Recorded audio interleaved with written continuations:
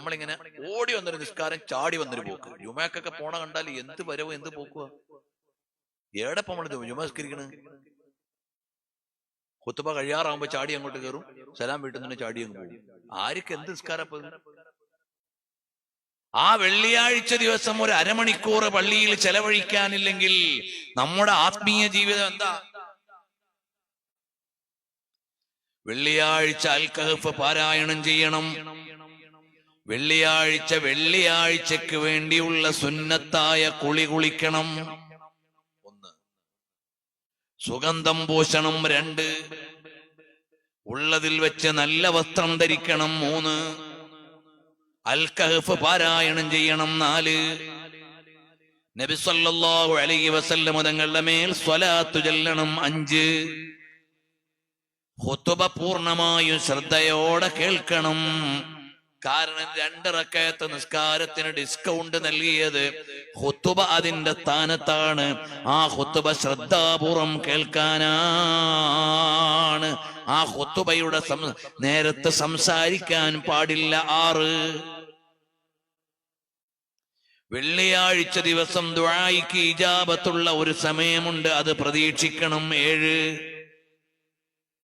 വെള്ളിയാഴ്ച ഒരു ദാനധർമ്മത്തിൽ നിന്നൊരു ചെറിയ ചില്ലി പൈസയെങ്കിലും നിങ്ങൾ ദാനം ചെയ്യണം. 8, ഇങ്ങനെ വെള്ളിയാഴ്ച നല്ല ബഹുമാനത്തോടെ കണ്ടാൽ ഒരാഴ്ചത്തേക്കുള്ള ഈമാനിന്റെ പവറാണ്, അത് ശക്തിയാണ്. യൗമുൽ ജുമുഅ,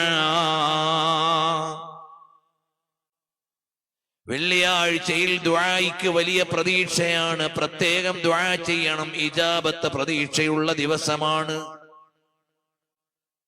നമ്മളൊരു മുഅ്മിനായി ജീവിക്കുമ്പോൾ അള്ളാഹുവിന്റെ സഹായം നമുക്ക് ലഭിക്കും. അതേ സമയത്ത് നമ്മൾ അള്ളാഹുവിനെ മറന്ന് എന്റെ വീടേ, എന്റെ പണമേ, എന്റെ പറമ്പേ, എന്റെ സംഖ്യയെ എന്ന് പറഞ്ഞു ജീവിച്ചാൽ നമുക്ക് നാളത്തേക്ക് ഒന്നും ഉണ്ടാവൂല. അൽ കഹ്ഫ് ഓതാൻ 10 മിനിറ്റ് ഇല്ല. ജുമാന്റെ ഖുതുബ കേൾക്കാൻ ഒരു 20 മിനിറ്റ് കൂടി വന്നാൽ നിസ്കാരം, അത് കേൾക്കാൻ നേരമില്ല. പള്ളിയുടെ മുറ്റത്ത് ഇങ്ങനെ തട്ടിമുട്ടി ഇങ്ങനെ നിൽക്കും. ഇക്കാമത്ത് കൊടുക്കാൻ നേരം ചാടി അകത്ത് വീഴും. സലാം വീട്ടിയ ഉടനെ ചാടി പുറത്ത് വീഴും.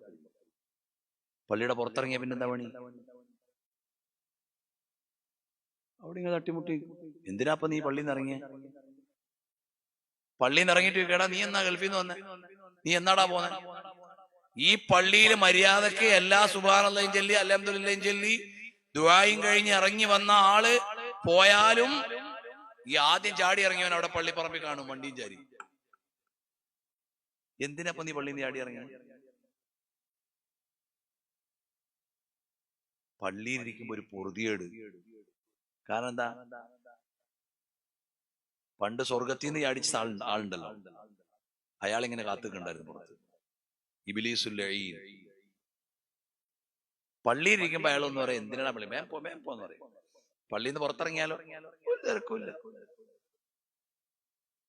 പള്ളിക്ക് കയറാൻ നേരം നിക്കട്ടെ, ഖുതുബ കുറച്ചും കൂടി ഉണ്ട്, കുറച്ചുകൂടി കഴിയട്ടെ, ഇഖാമത്ത് തുടങ്ങുമ്പോ കയറാം. ഇഖാമത്ത് തുടങ്ങാൻ നേരം ആ ചാടി വരുന്ന ഒരു ഒതുവൊക്കെ ഒപ്പിച്ച് തട്ടിമുട്ടി കൈ പകുതി എഴുതിയിട്ടുണ്ടാവും, മുഖത്ത് കഴിയിട്ടുണ്ടാവില്ല, ചാടി പള്ളി കയറി. എന്താണ് ഈ നിസ്കാരം? നമ്മുടെ ആ ആളുകളോട് ചോദിക്കണം, നിങ്ങൾക്ക് കഴിഞ്ഞ വെള്ളിയാഴ്ച നേരത്തെ വരാനും ജുമായുടെ നിസ്കാരവും കഴിഞ്ഞ് സുന്നത്തും കഴിഞ്ഞ് വളരെ നേരം ഉണ്ടായിരുന്നോ? ഇല്ല. അതിന്റെ അങ്ങനത്തെ വെള്ളിയാഴ്ച ഉണ്ടായിരുന്നോ? ഉണ്ടായിരുന്നില്ല. ഈ വെള്ളിയാഴ്ച ഉണ്ടോ? ഇല്ല. അടുത്ത വെള്ളിയാഴ്ച ഉണ്ടാവോ? ഇല്ല. ഇനി എന്നാ ഉണ്ടാവുക? എല്ലാരും കൂടെ കൊണ്ടുവന്ന് പള്ളിയത്തുകൊണ്ട് കിടത്തി കഴിഞ്ഞാൽ പിന്നെ എല്ലാ വെള്ളിയാഴ്ച അവിടെ കാണും, പിന്നെ തിരക്കൊന്നും ഉണ്ടാവില്ല. അൽഹാകുമുത് തകാസുർ ഹത്താ സുർതുമുൽ മഖാബിർ. അപ്പൊ നമ്മള് ചില ആള് വിചാരിച്ചേക്കുന്ന എല്ലാരും കൂടെ കൊണ്ടുപോയി പള്ളിയത്ത് കിടത്തുമ്പോ ജുമ ഫുള്ള് കേൾക്കാന്ന്. അതുവരെ ജുമയ്ക്ക് നേരമില്ല. അപ്പൊ ജുമയ്ക്ക് നേരത്തെ പോണം. നേരത്തെ പറഞ്ഞതിൽ 9ാമത്തെ കാര്യമാണ് അത്തബ്ഖീർ. നേരത്തെ തന്നെ ജുമയ്ക്ക് പോണം. ഒരാള് നിസ്കാരം കാത്തിരിക്കുന്ന സമയം മുഴുവനും നിസ്കാരത്തിലാണ് എന്ന് പഠിപ്പിച്ചു മുഹമ്മദുർ റസൂലുള്ളാഹി. ഒരാള് പള്ളിയില് ഒളു എടുത്ത് പള്ളിയിൽ വന്ന് 2 റക്അത്ത് തഹിയ്യത്ത് നിസ്കരിച്ച്, അല്ലെങ്കിൽ ഖബലിയായ സുന്നത്ത് നിസ്കരിച്ച് ഫർള് നിസ്കാരത്തിന് വേണ്ടി കാത്തിരിക്കുകയാണ്. ആ സമയം മുഴുവനും നിസ്കാരത്തിലേതുപോലെയുള്ള കൂലി തരും പഠിച്ചോ. കാത്തിരിക്കണ സമയം.